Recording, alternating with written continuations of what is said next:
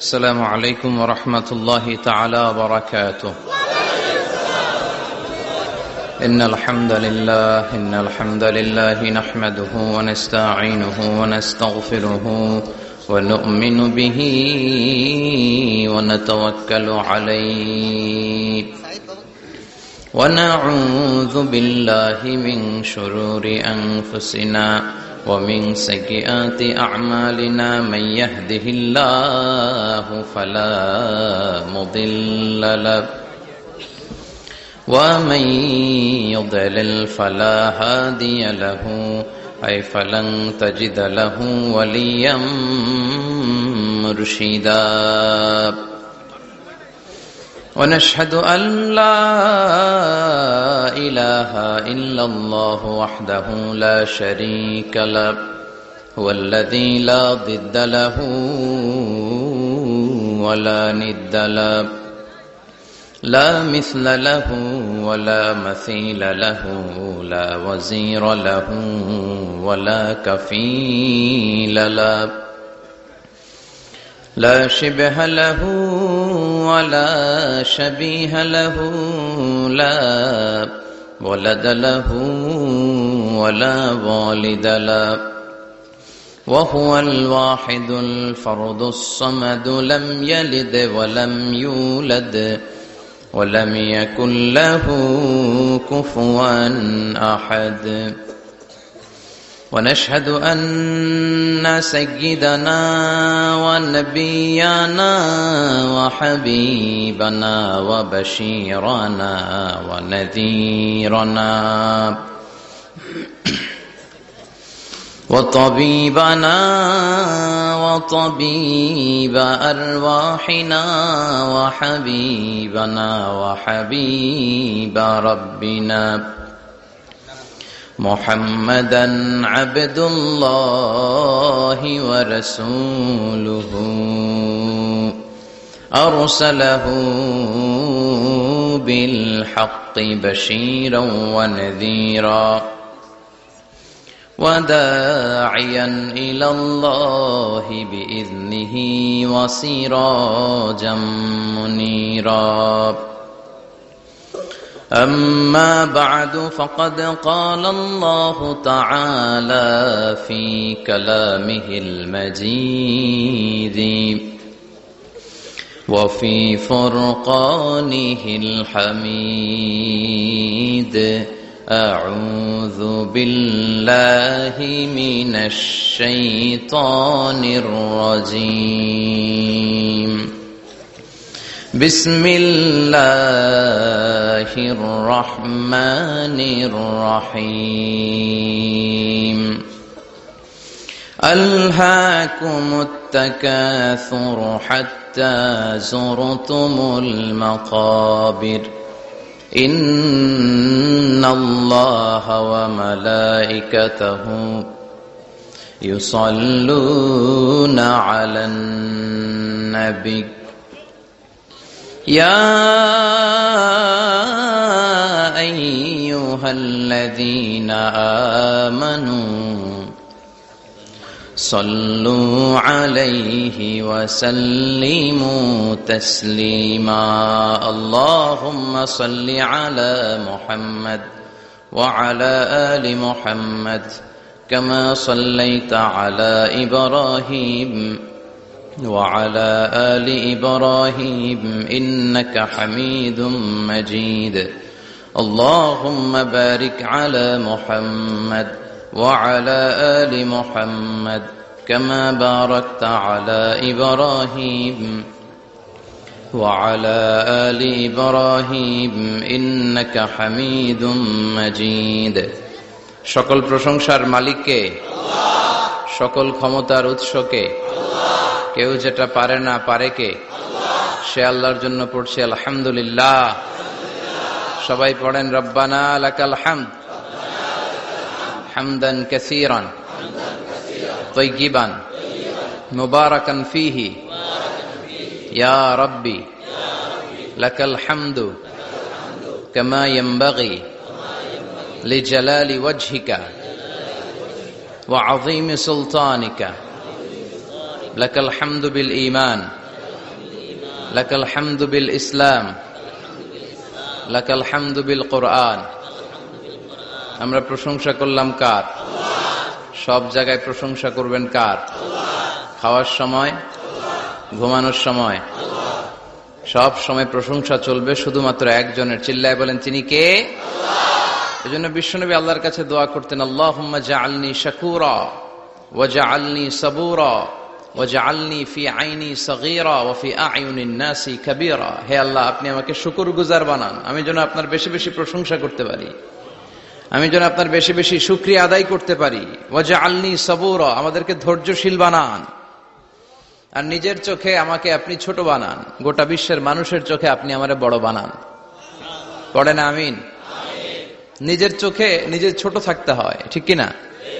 এটাই হচ্ছে ইসলামের ডিরেকশন। মান তাওয়াদা তারাফা, যে নিচে নামতে চায় আল্লাহ টেনে উপরে উঠায়। সুন্দর না সিস্টেমটা? আর যে উপরে উঠতে চায় অহংকার করে, তারে নিচে নামিয়ে দেয় কে? সাইয়েদনা আদম আলাইহিস সালাম বিনয়ী ছিলেন। উনাকে সৃষ্টি করার পরে আল্লাহ বললেন, ইয়া আদম সাল্লিম আলা উলাইকান নাফার। আদম, এই যে ফেরেশতারা বসা, সালাম দাও। আদম বলেন, না, আমি সালাম দিব কেন? আমারা দেয় না কেন? অনেক মুরব্বী আছে বলে, আমি দিব কেন, তোরা আমারে দিবি। এরকম আছে না নাই? না, সালাম সবাই সবাইকে দিবেন। স্বামী স্ত্রীকে দিবেন, স্ত্রী স্বামীকে দিবেন, বড়রা ছোটদের দিবেন, ছোটরা বড়দের দিবেন, এক ভাই আরেক ভাইকে দিবেন, বোন ভাইকে দিবেন। তাহলে ফ্যামিলির মধ্যে শান্তি দিয়ে ফ্যামিলিটাকে সমৃদ্ধ করে দিবে কে? কারণ সালাম অর্থই শান্তি। সালাম অর্থ কি? ফ্যামিলির মধ্যে আমাদের এই সালামের প্রচলন নাই। বিশ্বনবী সাল্লাল্লাহু আলাইহি ওয়াসাল্লাম স্ত্রীদেরকে আগে সালাম দিতেন, সাহাবাদেরকে আগে সালাম দিতেন। মা আয়েশা বলেন, এত বছর বিশ্বনবী সংসার করলাম, একদিনও আগে সালাম দিতে পারি নাই। সবসময় বিশ্বনবী আমাকে আগে সালাম দিয়ে দিতেন। তো সাইয়েদনা আদমকে সৃষ্টি করার পরে আল্লাহ বললেন, আদম সাল্লিম আলা উলাইকান নাফার। বুখারীর বর্ণনা, ফেরেশতাদের এই দলটাকে তুমি সালাম দাও। সাইয়েদনা আদম আলাইহিস সালাম অহংকার করেন নাই। তিনি বলেন নাই যে কেন দিব। ফেরেশতারে বলেন না আমারে দিতে, এটা বলছে না। উনি সালাম দিলেন, ফলে উনার অন্তর থেকে অহংকার মুক্ত করে দিল কে? আল্লাহ। বিশ্বনবী বলেছেন, আল বাদিউ বিস সালামি বারিউম মিনাল কিবর। আগে আগে যে সালাম দিয়ে দেয়, আল্লাহ তার অন্তর থেকে অহংকার তুলে নেয়। মান কানা ফি কলবিহি হাববাতু খারদাল মিনাল কিবর লা ইয়াদখুলুল জান্নাতা আবাদা। যার অন্তরে যাররা পরিমাণ অহংকারের ছিটে ফোঁটা থাকে, সে আল্লাহর জান্নাতে ঢুকতে পারবে না। আল্লাহর জান্নাতে ঢুকবে বিনয়ীরা। কারা?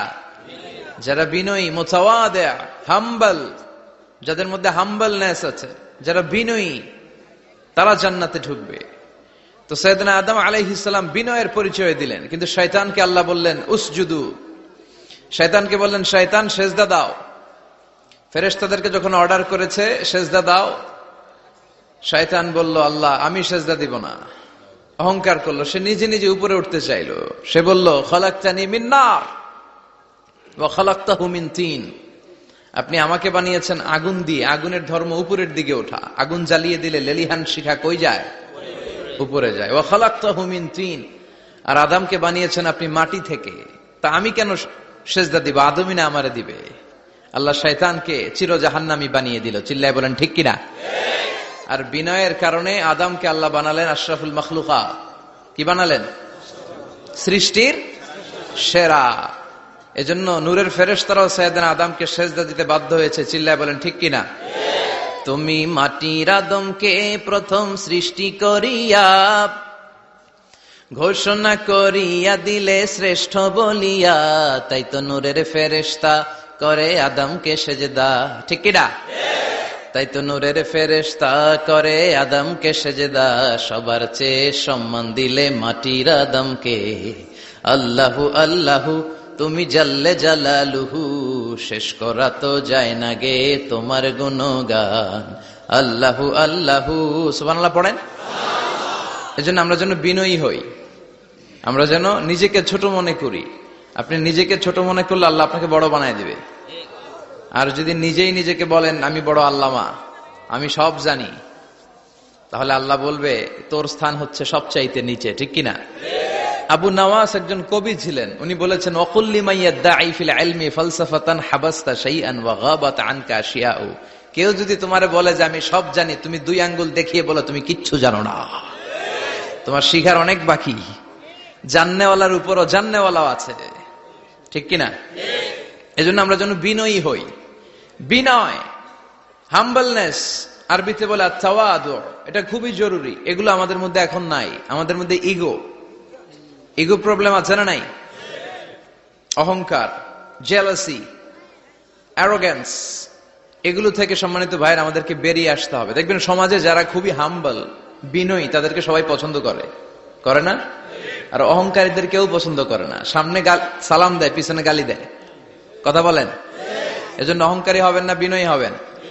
বিশ্বনবী বলছেন, আল্লাহ আপনি আমারে বিনয়ী বানান, আপনি আমারে ধৈর্যশীল বানান, আপনি আমারে শুকর গুজার বানান।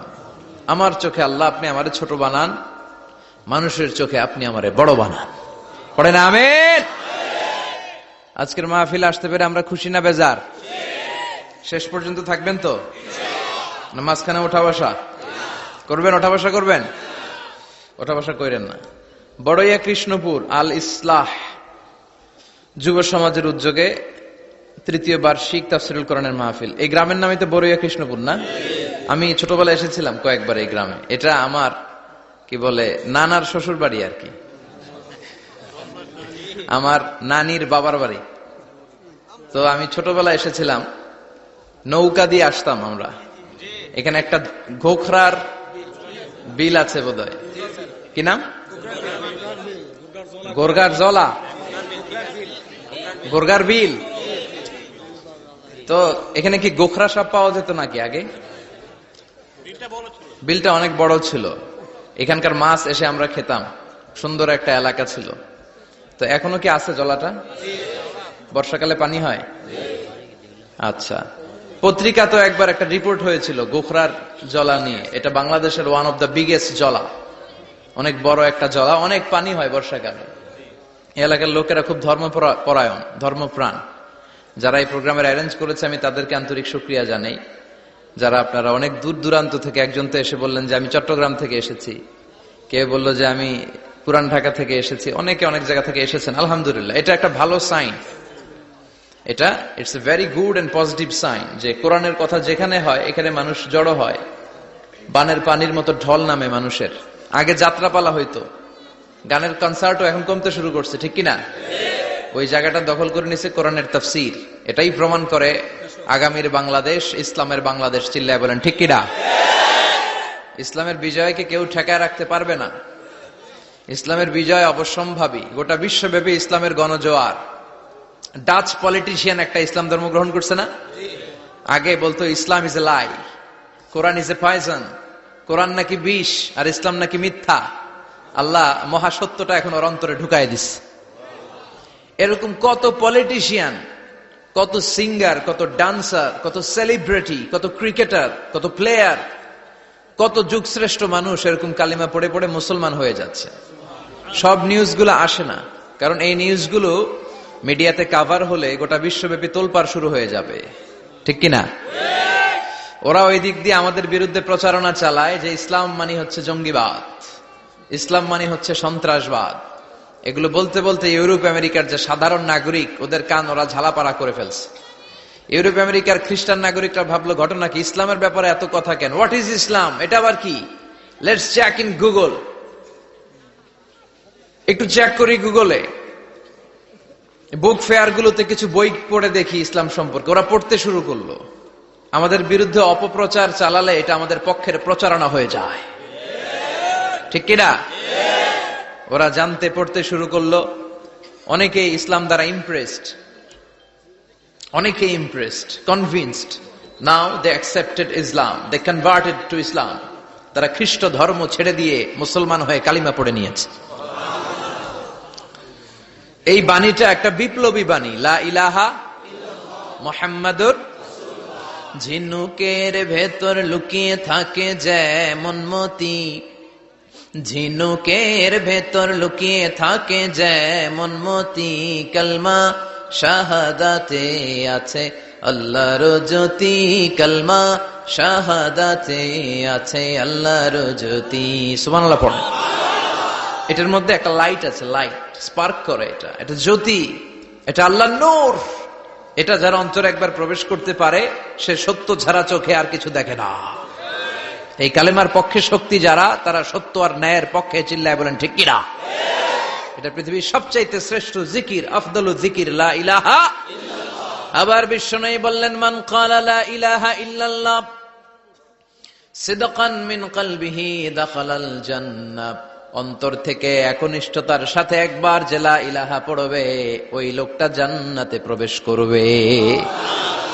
তার অপকর্মের কারণে, তার পাপের কারণে হয়তো সে পানিশমেন্ট পাবে জাহান্নামে, কিন্তু ফাইনালি সব শেষে সে জান্নাতে ঢুকবে, ঠিক কিনা। সহিহ ইবনে হিব্বান আর মুস্তাদরাকে হাকিমের এক বর্ণনা, মুসা আলাইহিস সালাম আল্লাহকে প্রশ্ন করলেন, ইয়া আল্লাহ আল্লিমনি কালিমাতান আযকুরু বিহা ওয়া আদউ বিহা। আল্লাহ, আপনি আমারে একটা কালিমা শিখান, একটা জিকির শিখান, যে জিকিরটা দিয়ে শুধু আমি আপনার জিকির করব। এই জিকির কেউ জানবে না, শুধু জানবো আমি আর আপনি। সুবহানাল্লাহ পড়েন। আল্লাহ বললেন, ইয়া মুসা ইকরা লা ইলাহা ইল্লাল্লাহ। মুসা তুমি পড়ো লা ইলাহা। মুসা আলাইহিস সালাম বললেন, আল্লাহ বলছি এমন জিকির যেটা আমি আর আপনি ছাড়া কেউ জানবে না। লা ইলাহা এটা তো জাতীয় জিকির, এটা তো ইন্টারন্যাশনাল জিকির, এটা তো সবাই জানে। আমি তো চেয়েছিলাম এক্সক্লুসিভ একটা। আল্লাহ বললেন, মুসা লা ইলাহা ইল্লাল্লাহর চেয়ে শ্রেষ্ঠ জিকির আমার কাছে নাই। আমি আল্লাহর দেয়া সর্বশ্রেষ্ঠ জিকির হচ্ছে লা ইলাহা ইল্লাল্লাহ। লাউ তাদাউ লা ইলাহা ইল্লাল্লাহ ফি কাফফা ওয়াস সামাওয়াতু ওয়াল আরদু ফি কাফফা। ও মুসা, সাত আকাশ সাত জমিন যদি দাঁড়িপাল্লার এক পাল্লা রেখে দাও আর লা ইলাহা আরেক পাল্লা রেখে দাও, লা রাজাহাত কাফফাতু লা ইলাহা ইল্লাল্লাহ, মুহূর্তেই লা ইলাহার পাল্লাটা ভারী হয়ে যাবে। এটা একটা বিপ্লবী বাণী, এটা ভিক্ষা করার বাণী নয়। জুমার নামাজের পরে একটা টাকা দিয়া যান, আমি গরিব ইনসান, আছে না নাই? আখিরাতে সওয়াব পাইবেন পাহাড়ের সমান। আর জিকির ধরে লা ইলাহা ইল্লাল্লাহ। অনেকে মনে করে এটা ভিক্ষা করার জিকির, কপাল পোড়া। আমরা ভিক্ষার সাথে এটাকে জুড়ে দিয়েছি। এটা একটা বিপ্লবী বাণী। এই বাণীর অর্থ, এটার ইম্পর্টেন্স, এটার সিগনিফিকেন্স আর তাৎপর্য যে বুঝে, সে আল্লাহ ছাড়া কারো সামনে মাথা নত করতে পারে না। চিল্লা এখন ঠিক কিনা। তাফসীর ফি জিলালিল কুরআনের রচয়িতা সৈয়দ কুতুব শাহিদ, নাম শুনছেন? গোটা বিশ্বব্যাপী তার নাম আর ডাক। তিনি ফি জিলালিল কুরআন লেখে গোটা বিশ্বের যুবকদের অন্তর কাঁপিয়ে দিয়েছিলেন। এই সমাজে তিনি জাহালাত দেখে এই জাহালাতের বিরুদ্ধে কলম ধরেছেন আর যুগশ্রেষ্ঠ তাফসীর রচনা করেছেন, তাফসীর ফি জিলালিল কুরআন। এটার অনেক ভাষায় ট্রান্সলেশন হয়েছে, বাংলায়ও পাওয়া যায়। খুব সম্ভব আল কোরআন একাডেমি লন্ডন এটা ট্রান্সলেট করেছে। তো উনি এই কালিমার পক্ষে থাকার কারণে, ইসলামী আন্দোলনের কারণে তৎকালীন প্রেসিডেন্ট জামাল আব্দুল নাসের ওনাকে ফাঁসি দেওয়ার আদেশ দিয়েছে, ফাঁসির কাস্টে ঝুলিয়ে মৃত্যুদণ্ডের অর্ডার করেছে। তো জেল কোডের নিয়ম অনুযায়ী যাদেরকে ফাঁসি দেয়া হবে, হ্যাঙ্গিং করা হবে, হ্যাঙ্গিং করার ঘন্টাখানিক আগে ওই কারা কর্তৃপক্ষ থেকে নিয়োগ দেয়া জেলখানার ইমাম সাহেব এসে তাদেরকে লা ইলাহা পড়ায়। কি পড়ায়? লা ইলাহা ইল্লাল্লাহ পড়ায়। তো সৈয়দ কুতুব শাহিদ উনিও যখন ওনাকে ফাঁসির কাস্টে ঝুলানো হবে, ওই মুহূর্তে জেল কোডের নিয়ম অনুযায়ী ইমাম সাহেব এসে সৈয়দ কুতুব সাহিবকে বলতে আরম্ভ করলো যে, আমি আপনাকে কালিমা পড়াতে এসেছি, আপনি পড়েন লা ইলাহা ইল্লাল্লাহ। সৈয়দ কুতুব শাহিদ বললেন, আমারে কালিমা শিখাতে এসো না, আমি কালিমা খুব ভালো জানি। যে কালিমা পড়ার, যে কালিমা তুমি ফাঁসির আসামিদেরকে পড়ানোর কারণে মান্থলি বেতন পাও, ওই কালিমার ব্যাখ্যা করার কারণে আমাকে ফাঁসির কাস্টে ঝোলা লাগছে। তুমি কালিমা পড়াও, তুমি বেতন নাও, আর আমি কালিমার ব্যাখ্যা করার কারণে আমার ফাঁসি হয়। তার মানে তোর কালিমা আর আমার কালিমা এক কালিমা না। কালিমার মধ্যে পার্থক্য আছে না নাই? ইমানের মধ্যে পার্থক্য আছে না নাই? যে ইমানে প্রয়োজনে জ্বলে ওঠে না, যে ইমান সত্য ন্যায়ের কথা বলে না, যে ইমানে প্রয়োজনে জ্বলে ওঠে না, যে ইমান সত্য ন্যায়ের কথা বলে না, যে ইমান বাস্তবে নাই, যে ইমান অন্তরে নাই, মুখে শুধু ফাঁকা বলি, কি করে তারে বলো ইমানে বলি, কি করে তারে বলো ইমানে বলি, কি করে তারে বলো ইমানে বলি। ঠিক কিনা? যে ইমান দিন কায়েমের আন্দোলনের ধার ধারে না, যে ইমান লেবাসধারী কোরআন হাদিস তাও পড়ে না, যে ইমান খাজার নামে মাজার গড়ে ফুলুস কামায়, যে ইমান শিরকিয়াতের আমল করে ভীত না হয়, যে ইমান ইমানে ভুলে নাস্তিকতার মঞ্চে ওঠে, যে ইমান বাতিল মতের দোসরে হয়ে ফায়দা লুটে, যে ইমান শুধুই কেবল খায় দেয় আনন্দ করে, যে ইমান দেখে না যে আরাকানে ভাইরা মরে, যে ইমান ময়দানে নাই, যে ইমানে বাস্তবে নাই, মুখে শুধু ফাঁকা বলি, কি করে তারে বলো ইমানে বলি, কি করে তারে বলো ইমানে বলি, কি করে তারে বলো ইমানে বলি। চিল্লায় বলেন ঠিক কি না? ইমানে ইমানে পার্থক্য আছে, কালেমায় কালেমায় পার্থক্য আছে। ওই কারা কর্তৃপক্ষের নিয়োগ করা ইমাম সাহেবের লা ইলাহা ইল্লাল্লাহ আর তাফসির ফি জিলালিল কোরআনের রচয়িতা সৈয়দ কুতুব শহীদের লা ইলাহা এক কালিমা নয়, এক লা ইলাহা নয়। চিল্লায় কোন ঠিক কি না? পার্থক্য আছে, আলাদা। এজন্য আসল লা ইলাহার অনুসারী হতে হবে। লা ইলাহার ধারক এবং বাহকরা হচ্ছে সত্য এবং ন্যায়ের পক্ষে। যত বিপদ আসে, যত আপদ আসে, যত ঝুঁকি আসে, পাহাড় সম ঝুঁকিকে ডিঙ্গিয়ে তারা লা ইলাহার কালেমার পতাকাকে উড়িয়ে দেয়। চিল্লায় বলেন ঠিক কিনা? এজন্য ইমানে ইমানে পার্থক্য আছে।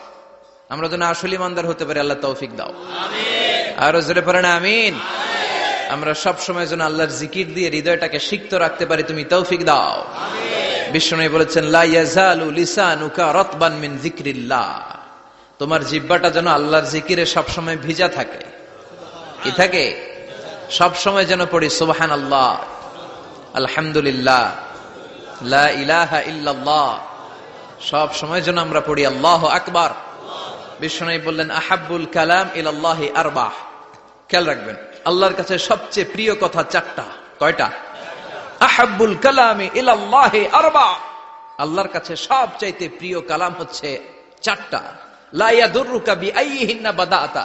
এই চারটার কোনটা দিয়ে শুরু করবে এটা তোমার ব্যাপার, আগে পরে করলেও কোনো সমস্যা নাই। চারটার একটা হচ্ছে সুবহানাল্লাহ, আরেকটা হচ্ছে আলহামদুলিল্লাহ, আরেকটা হচ্ছে লা ইলাহা ইল্লাল্লাহ, আরেকটা হচ্ছে আল্লাহু আকবার।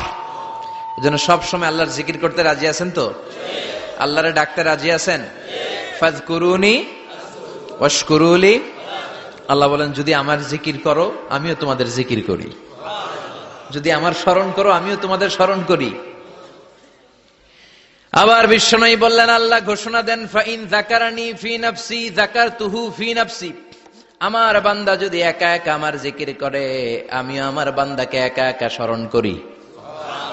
ওয়া ইন যাকারানি ফি মালাইন যাকারতুহু ফি মালাইন খায়রিম মিনহু। আর মহা সম্মেলনে যদি বান্দা আমারে স্মরণ করে আমি এর চাইতো শ্রেষ্ঠ মহা সম্মেলন ফেরেশতাদেরকে নিয়ে আমার বান্দাকে স্মরণ করি।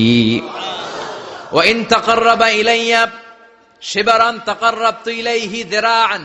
আমার বান্দা যদি আমার দিকে এক বিঘত আসতে চায় আমি আমার বান্দার দিকে এক হাত এগিয়ে যাই। আমার বান্দা যদি আমার দিকে এক হাত আসতে চায় আমি আমার বান্দার দিকে দুই হাত চলে যাই। ওয়া ইন আতানি ইয়ামশি আতাইতুহু হারওয়ালা। আর আমার বান্দা যদি আমার কাছে হেঁটে হেঁটে আসতে চায় আমি আমার গোলামের দিকে দৌড়ে দৌড়ে যাই। ওই আল্লাহরে ভুলে গিয়ে আমরা মাজারে যে সেজদা দেই, কপাল পোড়া। আছে না নাই?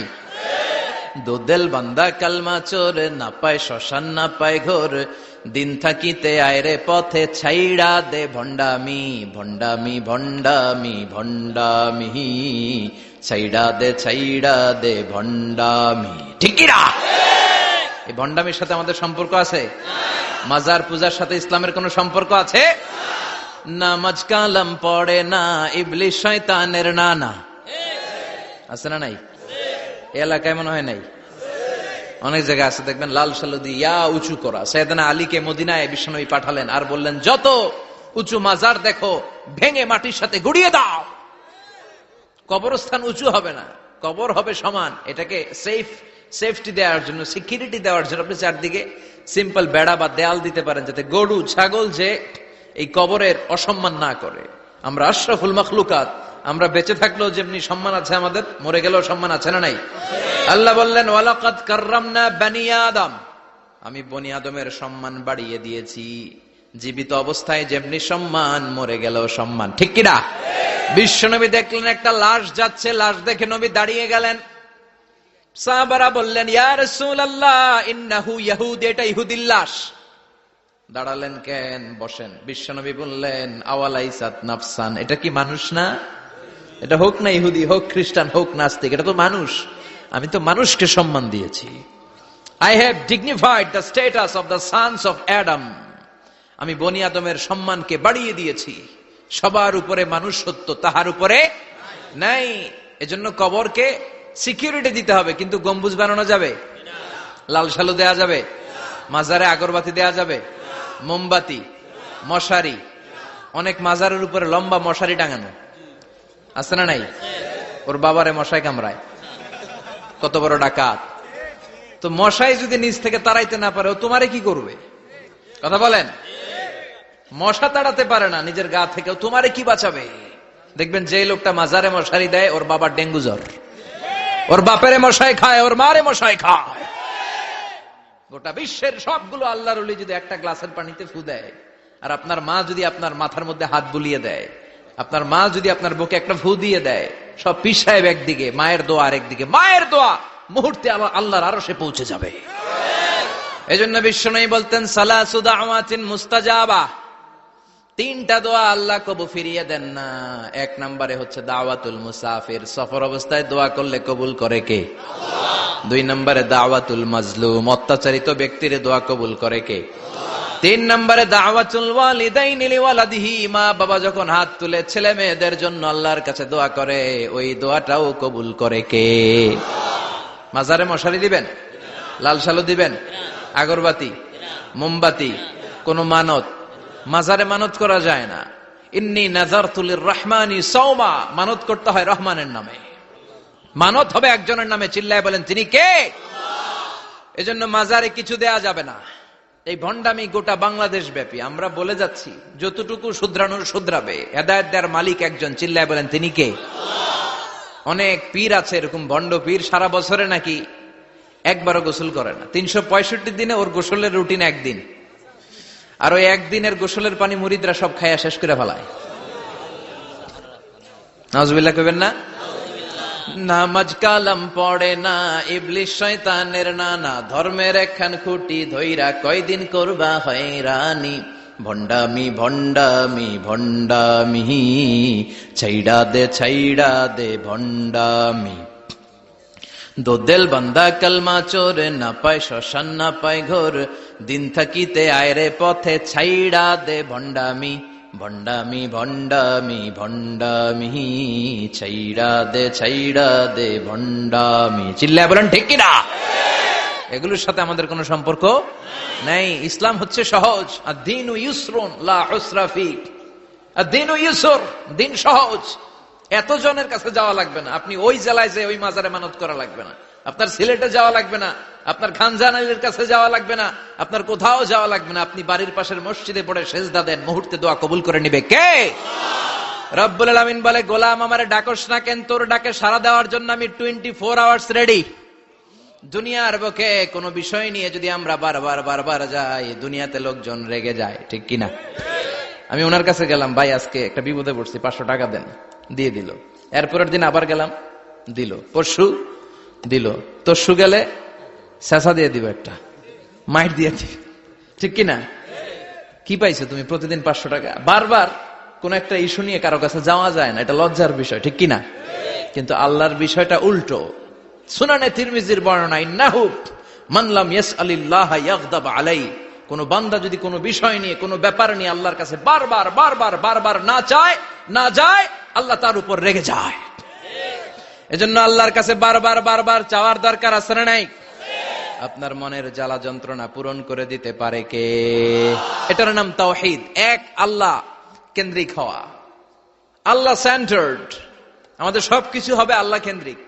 বিপদে আপদে যে কোনো পরিস্থিতিতে সবার আগে কার কাছে যাব? এটার নাম তাওহীদ, এটার নাম তাওহীদেরই মুর্শিদ আমার মুহাম্মাদের নাম বলো, মুহাম্মাদের নাম। আল্লাহর নাম জপলে বুঝতে পারি আল্লাহরই কালাম বলো, মুহাম্মাদের নাম। ওই নামেরই রশি ধরে যায় আল্লাহর পথে, ওই নামেরই ভেলায় চড়ে ভাসি নূরের স্রোতে, ওই নামের বাতি জেলে দেখি আরশের মুকাম বলো, মুহাম্মাদের নাম। সবাই পড়েন, তাওহীদেরই মুর্শিদ আমার মুহাম্মাদের নাম বলো, মুহাম্মাদের নাম। আল্লাহর নাম জপলে বুঝতে পারি আল্লাহরই কালাম বলো, মুহাম্মাদের নাম। চিল্লায় পড়েন আমিন। সব সময় বিপদে আপদে কার কাছে যাবেন? আপনার বিপদ দূর করতে পারে কে? আপনারে অসুস্থ থেকে সুস্থ বানায় দিতে পারে কে? মনের জ্বালা যন্ত্রণা মিটাতে পারে কে? আল্লাহ ছাড়া কেউ পারবে? কোন মুফাসসিরে কোরআন আপনারে বাঁচাতে পারবে? কোন আল্লাহর ওলি বাঁচাতে পারবে? এমনকি আল্লাহর কোন পয়গম্বর, কোন নবী আপনার কিচ্ছু করতে পারে? করতে পারে একজন, তিনি কে? আমরা যেন সব সময় সে আল্লাহর জিকির করি। আল্লাহ তুমি তৌফিক দাও। আরো জোরে পড়েন আমিন। বড়ইয়া কৃষ্ণপুর আল ইসলাহ যুব সমাজের উদ্যোগে আজকের প্রোগ্রামের প্রধান অতিথি জনাব মোহাম্মদ ইমাম হোসেন সরকার, চেয়ারম্যান 1 নং সুহিলপুর ইউনিয়ন আসছিলেন, তাই না? সালাম দিয়ে গেছে। ওয়ালাইকুম আসসালাম। আলাইকুম আলাইহিস সালাম। আমার আগে কথা বলেছেন আল্লামা শাইখুল ইসলাম শাইখ, চমৎকার কথা বলেছেন। আমি শুনছিলাম যে সৈয়দনা ইব্রাহিম আলাইহিস সালাম অনেক ইন্টেলেক্ট খাটিয়ে, এটাকে বলে রেশনাল অ্যানালজি খাটিয়ে উনি finally he got his Lord, তিনি আল্লাহকে পেয়েছেন, তাই না? এই ওয়াজ করছে না? তিনি চাঁদ দেখে ভাবলেন এত সুন্দর চাঁদ, এটাই মনে হয় আমার রব। হাযা রব্বি, এটার তাফসীর হচ্ছে হাযা রব্বি, কি রে এটা কি আমার রব? চাঁদ চলে গেল, তারা আসলো, ভাবলেন তারা তো আরো সুন্দর, মনে হয় এটাই আমার রব। তারাও নাই, দ্বিপ্রহরের জলজলে সূর্য দেখে তিনি নিশ্চিত এটা মনে হয় আমার রব হবেই। কিন্তু বিকেল বেলা সূর্যও নাই। মনে মনে ভাবলেন আমার রব তো আমার ছেড়ে পালাতে পারে না, সব সময় আমার রব আমার সাথে আছে না নাই? তখন তিনি বললেন ওয়াজ্জাহাতু ওয়াজহিয়া লিল্লাযী ফাতারাস সামাওয়াতি ওয়াল আরদা হানিফান ওয়া মা আনা মিনাল মুশরিকিন। এমন দিকে আমি মুখ ফিরালাম, আমি চাঁদের দিকে মুখ ফিরাই না, আমি তারার দিকে মুখ ফিরাই না, আমি দ্বিপ্রহরের জলজলে সূর্যের দিকেও মুখ ফিরাই না, আমি এমন রবের দিকে মুখ ফিরাই যিনি সব সময় থাকেন, সবকিছু দেখেন, তিনি সব করতে সক্ষম। চিল্লায় বলেন ঠিক কিনা? ওমা আনা মিনাল মুশরিকিন, তিনি অ্যানাউন্স করে দিলেন আমি মুশরিক নই, আমি তাওহীদের ধারক এবং বাহক। আমরা যেন তাওহীদের পক্ষে থাকতে পারি, শিরকের বিপক্ষে থাকতে পারি। আল্লাহ তৌফিক দাও। আরো জোরে পড়েন আমিন। আরো অনেক গণ্যমান্য লোকজন এসেছেন। সৌজন্য ছিল মাতৃভূমি হজ কাফেলা, অনেক গণ্যমান্য লোকজন এসেছেন। আমার বাবার বয়সী, আমার নানার বয়সী, যেহেতু আমার নানার শ্বশুর বাড়ি, কোনো না কোনো ভাবে সবাই আত্মীয়, ঠিক কিনা? আল্লাহ সবাইকে কবুল করুক। আসেন আমরা আল্লাহর নামে 3টা তাকবীর পড়ে আমাদের জড়তা, ভীরুতা, লাজুকতা, কাপুরুষতাকে ঝেড়ে ফেলে দিয়ে আমরা ইমানের তেজদীপ্ত বয়ান শুরু করে দেই। আমরা আল্লাহর নামের 3টা তাকবীর পড়ব। প্রথম তাকবীর পড়ব যারা বিবাহিত আছি তারা, দ্বিতীয় পর্যায়ে পড়ব অবিবাহিতরা, তৃতীয় পর্যায়ে সবাই মিলে। রাজি আছেন তো? বিবাহিত কারা কারা আসছেন হাত দেখান আমারে। মাশাআল্লাহ, আসছে অনেক, হাত নামান। অবিবাহিত কারা কারা আসছে দেখি। যারা চালাক আছে 2 হাত করে তুলতেছে, 2 হাত করে তুলছে এরা, 1 হাত করে তুলো। মা এর সব অবিবাহিত, এই দুষ্টগুলা সব একসাথে থাকে। আল্লাহ এদেরকে ইসলামের জন্য তুমি কবুল করো। আমিও যুবকদের ভালোবাসি বেশি, যুবকরাও আমারে ভালোবাসে বেশি। আল্লাহ এই ভালোবাসাগুলো যেন কোরআনের জন্য হয়, ইসলামের জন্য হয়। আল্লাহ যুবকদেরকে সাইয়েদনা হামজার মতো কবুল করো, ওমরে ফারুকের মতো ইসলামের সৈনিক হিসেবে কবুল করে নাও। হাত নামান। তো আমি লিল্লাহি তাকবীর বললে বিবাহিতরা প্রথমে পড়বেন আল্লাহু আকবার, দ্বিতীয় পর্যায়ে আমি লিল্লাহি তাকবীর পড়লে অবিবাহিতরা পড়বেন আল্লাহু আকবার। দেখি আমার নানার শ্বশুরবাড়ির এলাকার লোকদের কাদের গলায় জোর বেশি, বিবাহিতদের না অবিবাহিতদের? বড়ুয়া কৃষ্ণপুরে বিবাহিতদেরকে আঞ্চলিক ভাষায় আপনারা কি বলেন? বিয়াইতা। একই, অনেক জায়গায় বলে বিয়াতা।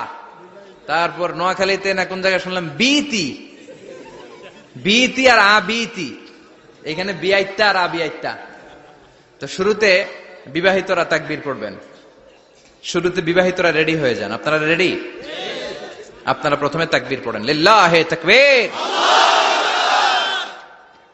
মাশাআল্লাহ। এবার অবিবাহিতদের পালা।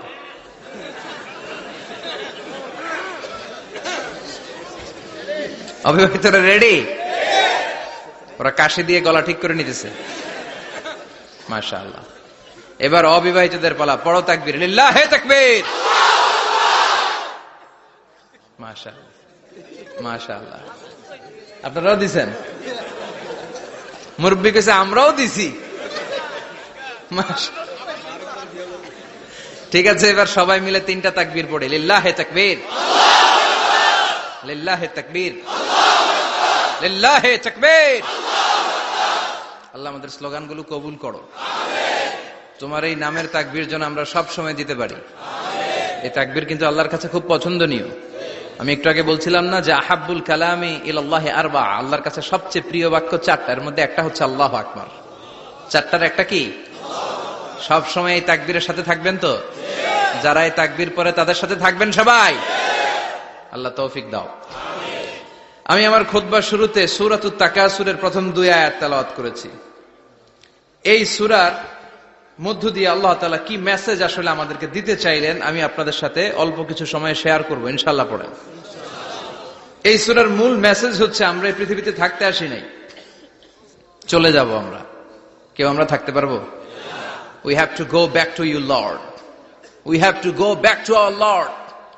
আমাদেরকে আমাদের রবের কাছে ফিরে যেতে হবে। নাকি আজীবন থাকবেন? কথা বলেন।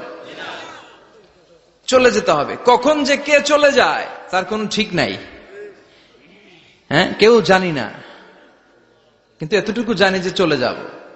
গত কয়েকদিন আগে এদেশের আপকামিং একজন ইয়াং স্কলার হুট করে চলে গেলেন। নাম শুনছেন? কি নাম?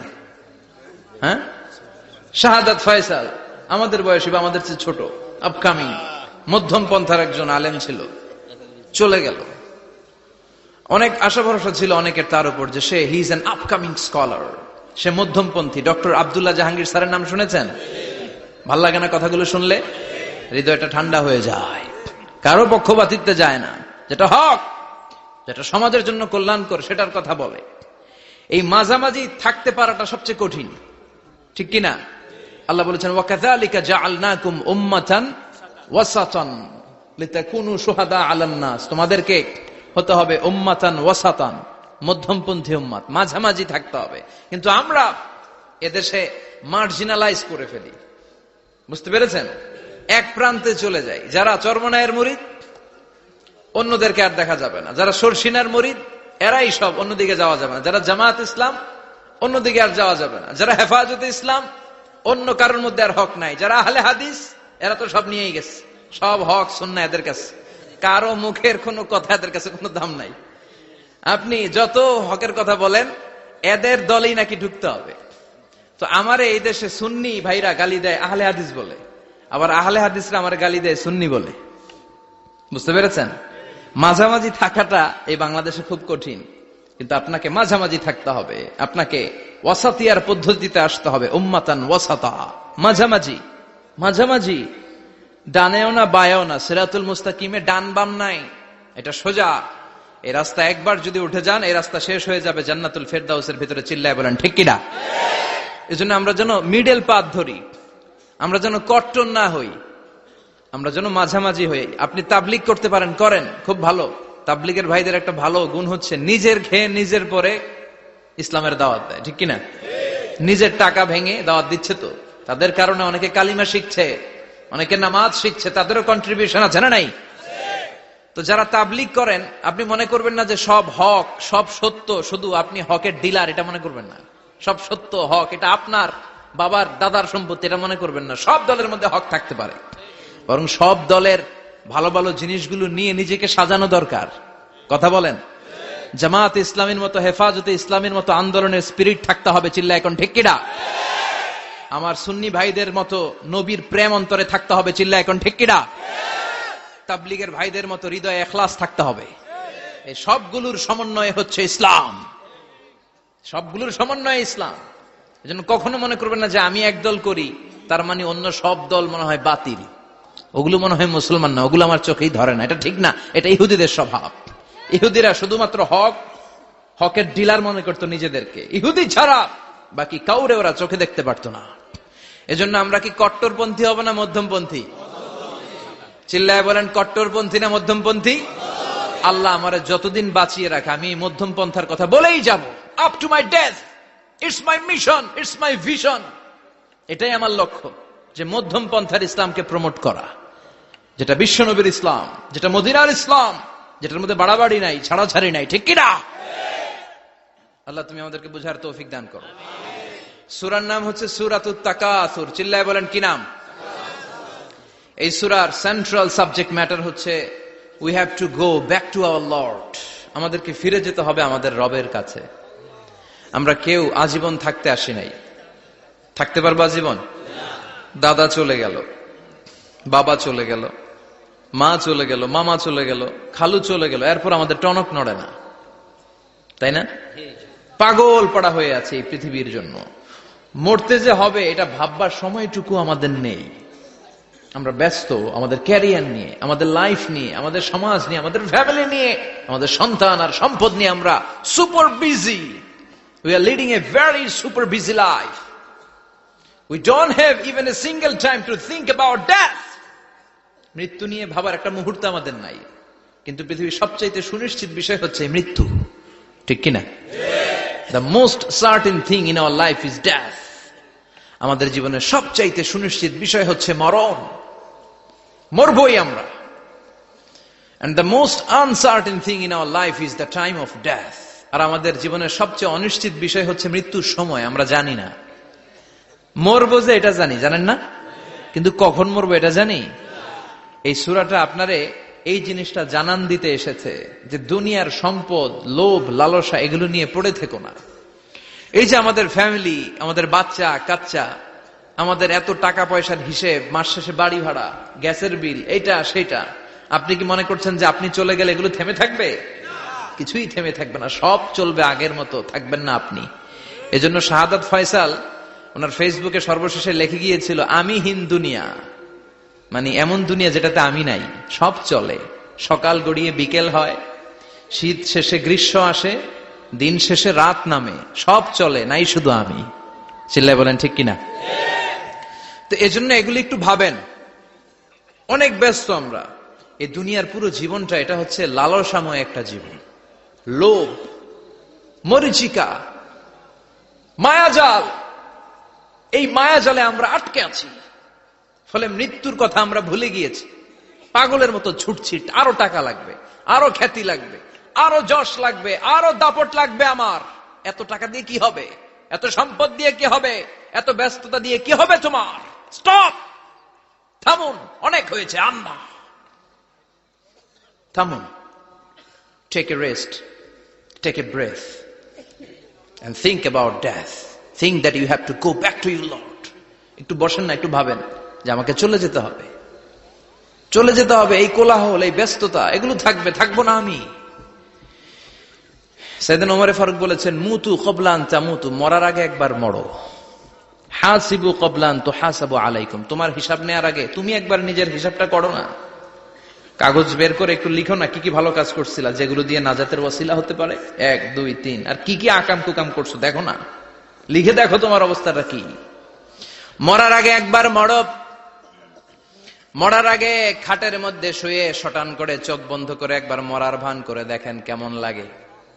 চোখটা বন্ধ করেন আর ভাবেন আপনি নাই, কি কি হতে পারে ভাবেন। আপনার ছেলে মেয়েরা কান্না জুড়ে দিবে, আপনার প্রাণের স্ত্রী বিলাপ শুরু করে দিবে, বন্ধু বান্ধবের চিৎকার আর মাতম, স্থানীয় এলাকার মসজিদে ঘোষণা, অমুক এলাকার নিবাসী অমুক ভাই অমুকের ছেলে অমুক দুনিয়ায় নাই। সব আত্মীয়রা চলে আসবে, ফেসবুকে স্ট্যাটাস দেয়া হবে, সবাই সবাইকে জানাবে বিকাল 4টায় অমুক হাই স্কুল ময়দানে আপনার জানাজা। ছুটে আসবে, সবাই ছুটে আসবে আপনাকে শেষ বিদায় দিতে, গুড বাই জানানোর জন্য, আল ওয়াদা, বিদায় জানাতে আসবে সবাই। 4 তাকবীর দিয়ে আপনার জানাজা হবে, অশ্রুসিক্ত জানাজায় আপনার বিদায় হবে। কাঠের খাটিয়ার মধ্যে করে কাঁধে তুলে আপনারে কবরে নেওয়া হবে। আগে থেকে খুঁড়ে রাখা কবরটার মধ্যে আপনারে বিছিয়ে দেয়া হবে। বাঁশের কচি দিয়ে তার উপরে মাটির চাপা দিয়ে সব চলে যাবে। ভাবেন না একবার চোখ বন্ধ করে, this is the circle of life, this is the nature of life. এটা সবার হবে, আমার হবে, আপনার হবে। এত মায়া, এত ভালোবাসা কই যাবে? কেউ থাকবে না, সবাই আপনার অন্ধকার কবরে রেখে দিয়ে চলে আসবে। উপরে বাঁশের কঞ্চি, তার উপরে মাটির চাপা, অন্ধকার আর অন্ধকার। এই অন্ধকার যেন শেষ হতে চায় না, শুধুই অন্ধকার, ঠিক কিনা? এজন্য আমাদের চলে যেতে হবে। দাদা গেল, চাচা গেল, মামা গেল, আমাদেরকেও যেতে হবে, জোরে কোন ঠিক কিনা? একদিন মাটির ভেতরে হবে ঘরে মন আমার, কেন বান্ধ দালান ঘর, প্রাণ পাখি উড়ে যাবে পিঞ্জর ছেড়ে।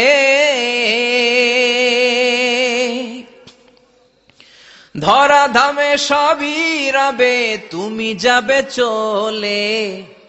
বন্ধু বান্ধব যত, মাতা পিতা দ্বারা সুত, সবই হবে তোমার পরে মন আমার, কেন বান্ধ দালান ঘর। একদিন মাটির ভেতরে হবে ঘরে মন আমার, কেন বান্ধ দালান ঘর, ঠিক কিনা? সব পরে থাকবে, চলে যেতে হবে আমাদেরকে। এজন্য আখিরাতের কথা যেন আমাদের স্মরণ হয়। বিশ্বনবী বলতেন, নাহাইতুকুমান জিয়ারাতিল কবুর, আমি তোমাদেরকে কবর জিয়ারত করতে আগে নিষেধ করতাম, কিন্তু এখন নিষেধাজ্ঞা প্রত্যাহার করে নিলাম। এখন সব সময় তোমরা কবরের সামনে যাবা আর জিয়ারত করবা। কবরস্থানে জানতো বড়ুয়া কৃষ্ণপুরের এই গ্রামের কবরস্থান আছে কোন দিকে? পূর্ব দিকে আছে, গোখরার জলের ওদিকে। যান আপনারা, একটু যাবেন, একটু গেলে আখিরাতের কথাটা স্মরণ হবে। ওখানে ছোট শিশুরা শুয়ে আছে, কিশোর যুবকরা আছে, আপনার মতো তাগড়া যুবক, মুরব্বীরা আছে। এরা এই এলাকায় থাকতো, এরা আকাশ থেকে নেমে আসে না, এই এলাকার সন্তান, আজ নাই। একটা সার্টেন পিরিয়ড শেষে আপনিও থাকবেন না। This is the nature of life, this is the circle of life. ছোট্ট শিশু হয়ে এসেছিলেন, শৈশব, কৈশোর, যৌবন, প্রৌঢ়ত্ব। আগে ছিলেন সিঙ্গেল, বিয়ে করে হয়ে গেলেন ডবল। এরপরে আল্লাহ আপনাকে একটা মেয়ে দিল, এরপরে মেয়েকে বিয়ে দিয়ে শ্বশুর হলেন, এরপরে ওই মেয়ের ঘরে সন্তান হতে নানা হলেন। আর কতদিন? অনেক দিন হলো তো, অনেক লম্বা সময় পেয়েছেন আপনি। Think about that. এবার যাওয়ার কথা ভাবেন, আখিরাতের সামানের কথা ভাবেন, ফিরে যেতে হবে। কি শক্তিশালী যুবক, বার্ধক্য চলে আসলে লাঠি ছাড়া চলতে পারে না। কুচকুচে কালো দাড়ি সাদা হয়ে যায়, দাড়ির শুভ্রতা, বয়সের ভার, রং ধরা যৌবন জং ধরে শেষ, ঠিক কিনা? This is the circle of life. যুবক ভাইয়েরা, এটাই জীবন, চলে যেতে হবে, কেউ থাকতে পারবে না, ঠিক কিনা? এটা রিমাইন্ডার আল্লাহ এই সূরার ভেতরে দিয়েছেন যে তোমাদেরকে ফিরে যেতে হবে। এই লোভ লালসা ছেড়ে দাও। রব্বুল আলামিন বলেন, আলহাকুমুত তাকাসুর হাত্তা যুরতুমুল মাকাবির। ও গোলাম, দুনিয়ার সম্পদ, লোভ লালসা তোদেরকে পাগল বানিয়ে দিয়েছে। এই লোভ পাগলামি কোনদিন তোদের থামবে না যতদিন না তোরা কবরে ঢুকবি, ঠিক কিনা? কার কথা? আল্লাহ বললেন, দুনিয়ার সম্পদ আর লোভ আর মোহে তোমরা গাফেল হয়ে গিয়েছো। আখিরাতের কথা বেমালুম তোমরা ভুলে গিয়েছো। কিন্তু আখিরাতে তোমাদের যেতেই হবে, কবরের বাড়িতে তোমাদের ঢুকতেই হবে, ঠিক কিনা? যেতেই হবে, আমরা ভুলে যাই। আলহাকুমুত তাকাসুর, অতিরিক্ত পাওয়ার লোভ, বেশি বেশি খাওয়ার লোভ, বেশি বেশি জমানোর লোভ মানুষকে গাফেল বানিয়ে দিয়েছে। এটা মানুষের স্বভাব। আরো চাই, আরো চাই, এই স্বভাবটা আছে না নাই? দেখবেন ছোট বাচ্চারা মসজিদের দোয়া অনুষ্ঠান শেষে জিলাপি দেয় না? বড়ুয়া কৃষ্ণপুর কি দেয়? আগে বাতাসা দিত না, এখন কি দেয়? জিলাপি দেয়, মিষ্টি দেয়। তো মসজিদের 2-3 গেট থেকে যদি দেয়, ছোট বাচ্চারা দেখবেন এদিক দিয়ে কয়েকটা নেয়, নিয়ে আবার ওই গেটে লাইন ধরে। ওর হাত হলো ছোট হাত, ওর হাত ভর্তি জিলাপি, আর নেওয়ার জায়গা না, এরপর আরেক জায়গায় লাইন ধরছে। আরো লাগবে, আরো লাগবে, এই আরো আরো আরো চাই। এই স্বভাবটাই মানুষকে কুড়ে কুড়ে শেষ করে দিয়েছে। এত লাগবে কেন তোমার? চাহিদার কোনো শেষ নাই। Unlimited demand of human being. যার আছে বেশি তার চাই বেশি। যার সাইকেল আছে তার হুন্ডা চাই, হুন্ডা আছে তো প্রাইভেট কার চাই, প্রাইভেট কার আছে তো প্লেন চাই, প্লেন আছে তো হেলিকপ্টার চাই, হেলিকপ্টার আছে তো ওইটা চাই, ওইটা আছে তো সেটা চাই। ঠিক কিনা? এলাকার মেম্বার যে হয়েছে চেয়ারম্যান হতে চায়, আছে না নাই? চেয়ারম্যান সাহেব এমপি হতে চায়, আছে না নাই? এমপি সাহেব মন্ত্রী হতে চায়, আছে না নাই? মন্ত্রী সাহেব প্রধানমন্ত্রী হতে চায়, আছে না নাই? কিন্তু এই দেশে সুযোগ নাই। কথা কন। এই দেশে প্রধানমন্ত্রী সিলেক্টেড। 2-3 জনের বাইরে কেউ প্রধানমন্ত্রী হইতে পারবি না। ঠিক কিনা? আমার এই জীবনে তো আমি 2-3 জনই দেখলাম।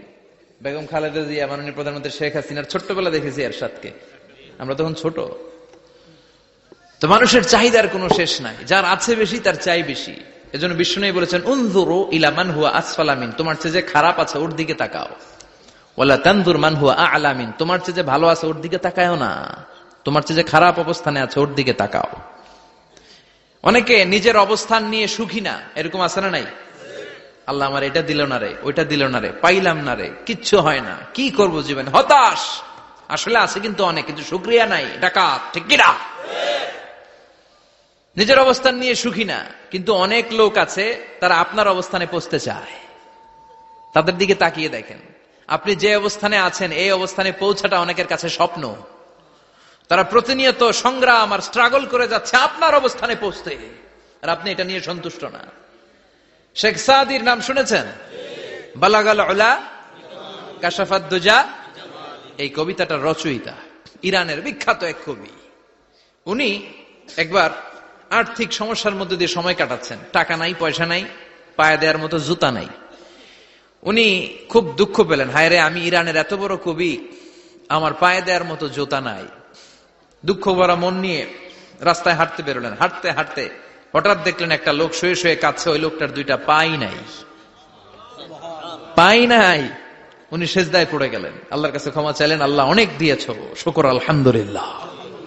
এজন্য যেই পরিস্থিতিতেই থাকি না কেন আমরা কি পড়বো? জোরে বলেন, কি পড়বো? এজন্য আল কানাতু মিনাল ইসলাম, অল্পে তুষ্ট থাকার নাম হলো ইসলাম। সম্পদ লাগবে কিন্তু সম্পদের পাহাড় লাগবে না। ঠিক কিনা? অল্প খান, অল্প পড়েন, অল্প জমান, অল্পের ভেতরে বরকত ঢুকায়া দিছে কে?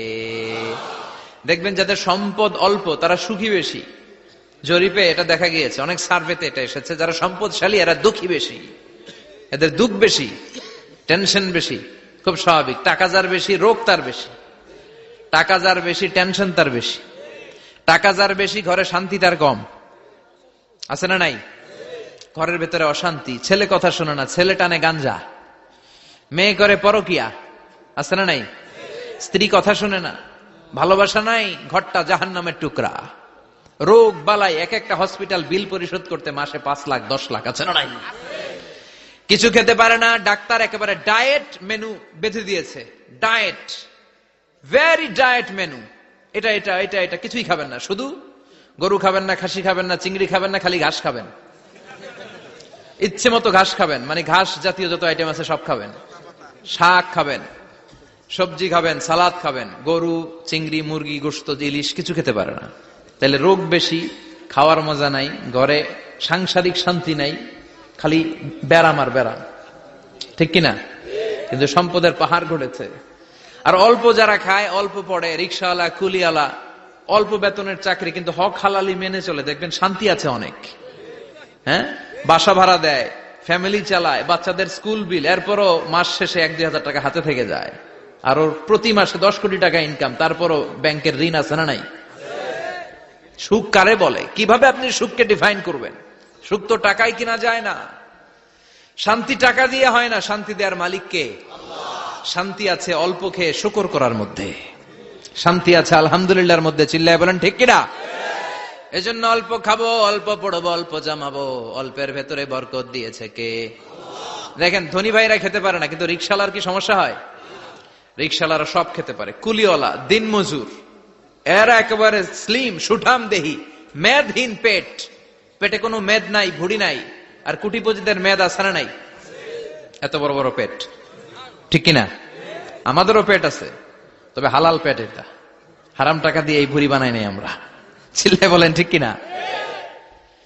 রিকশাওয়ালা, কুলিওয়ালা নিজেও নামাজ পড়ে, বউও নামাজ পড়ে, বাচ্চাটাও নামাজ পড়ে, রিকশা চালায় আর জিকির করে লা ইলাহা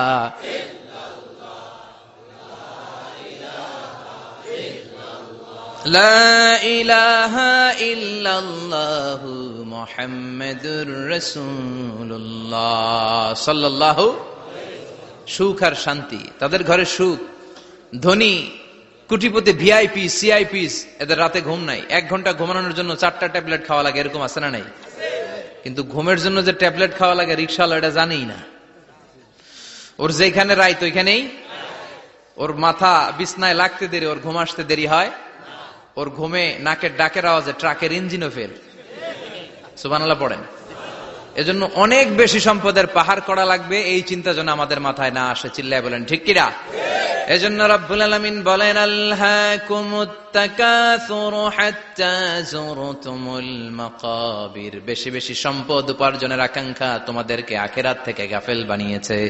এই গাফলতি কশিন কালেও তোমাদের কমবে না যতক্ষণ না তোমরা কবরে ঢুকবা। হাত্তা যুরতুমুল মাকাবির, মাকবারাতুনের প্লুরাল মাকাবির, যতক্ষণ না কবরে না ঢুকবা, কবরস্থান তোমার আবাসস্থল না হবে, ততক্ষণ পর্যন্ত এই চাই চাই মানসিকতা কমবে।